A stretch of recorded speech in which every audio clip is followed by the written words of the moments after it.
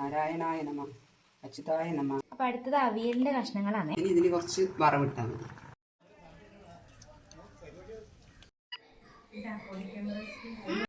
ഇന്ന് കർക്കിടക വാവ്.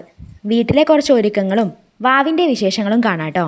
പതിവിലെ പോലെ തന്നെ അമ്മ തന്നെയാണ് കേട്ടോ രാവിലെ എഴുന്നേറ്റത്. ആൾ നേരത്തെ കാലത്ത് എഴുന്നേറ്റ് രാവിലത്തേക്കുള്ള ബ്രേക്ക്ഫാസ്റ്റ് ഒക്കെ ആക്കി വെച്ചിട്ടുണ്ട് കേട്ടോ. ഇനി ബാക്കി പരിപാടി തുടങ്ങാൻ വേണ്ടിയിട്ട് നമ്മൾ കൂടെ എത്തിയിട്ടുണ്ട്.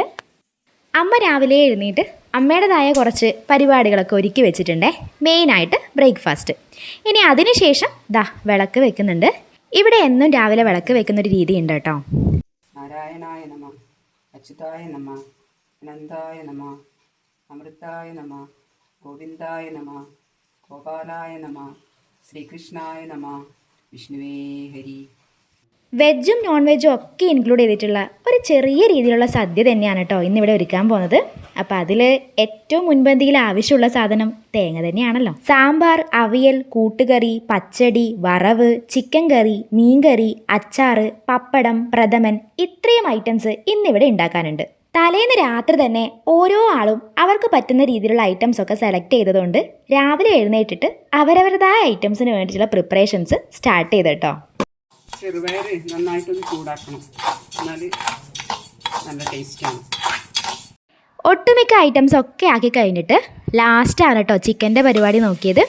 അപ്പോൾ ചിക്കനും കൂടെ റെഡി ആയതിനു ശേഷം മഴയൊക്കെ കുറഞ്ഞിട്ട് ഇല പറിക്കാൻ വേണ്ടിയിട്ട് ഇറങ്ങി കേട്ടോ. കഴിഞ്ഞ കൊല്ലം വാവിൻ്റെ ദിവസമൊക്കെ എന്തൊരു വെയിലായിരുന്നല്ലേ.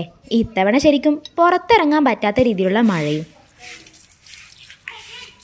അങ്ങനെ അവസാനം പപ്പടം കാച്ചിയതോടുകൂടി സദ്യവട്ടങ്ങളൊക്കെ റെഡിയായി കഴിഞ്ഞു കേട്ടോ. അങ്ങനെ ഏകദേശം 1:30 കർക്കിടക വാവിൻ്റെ അകത്ത് വെച്ച് കൊടുക്കൽ തുടങ്ങി.